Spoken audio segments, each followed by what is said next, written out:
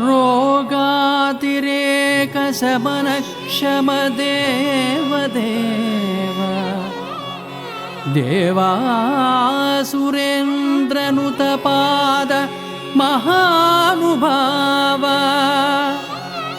भावाभिगम्य मुनिराट् जनता शरण्या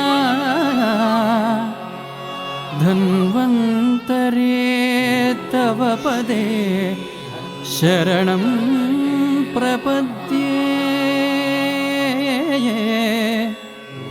धन्वन्तरे तव पदे शरणं प्रपद्ये।